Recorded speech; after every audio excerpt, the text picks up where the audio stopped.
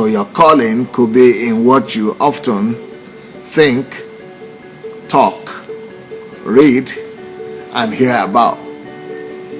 What do you like to listen to? What do you like to hear about? You just enjoy talking about this topic, that's all. You just enjoy talking about it. You enjoy hearing it. You enjoy listening more and more to it. What is it? What topics are those that really captivate you? They captivate your hearing, captivate your attention.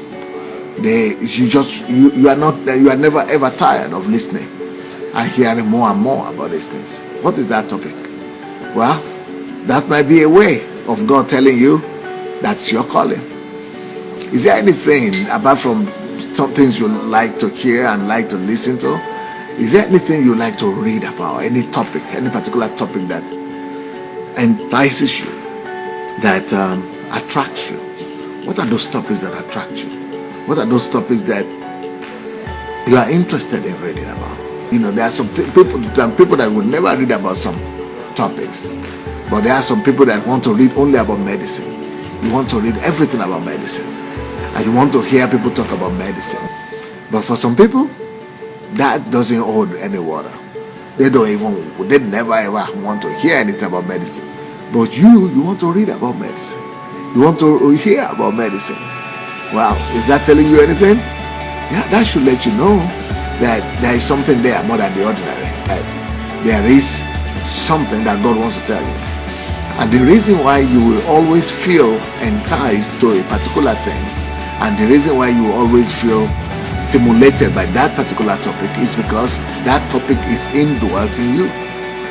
God has put our callings and our destiny inside of us. It is dwelling inside of us. So we don't need to look for it from the moon or from outside.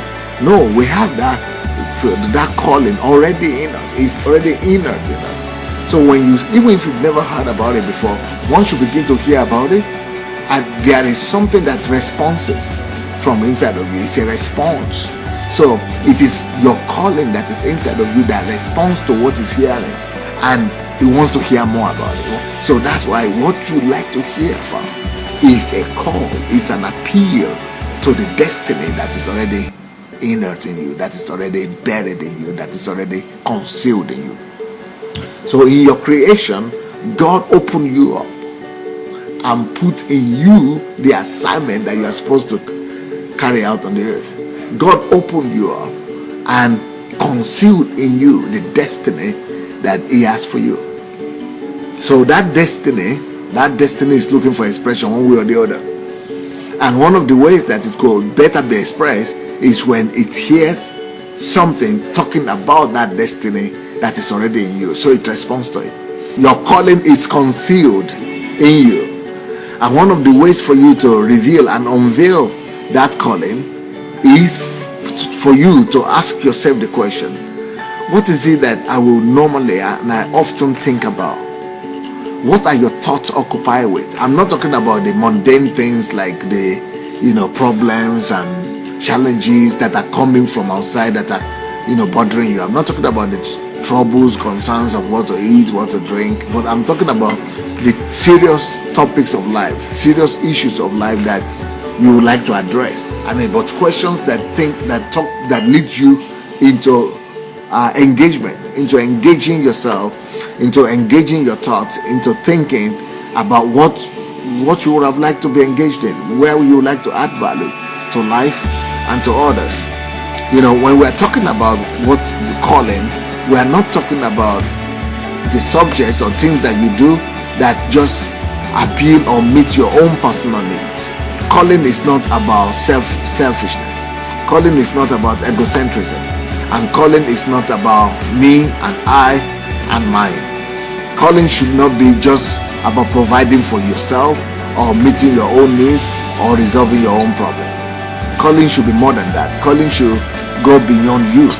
Calling is something that you are willing and you desire to do, not just for yourself, but you want to do for others and for God.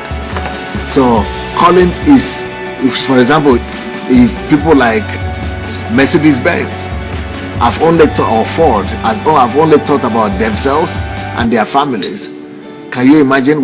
None of us would have heard of Mercedes-Benz today. None of us would have heard of Ford today. because they thought beyond themselves.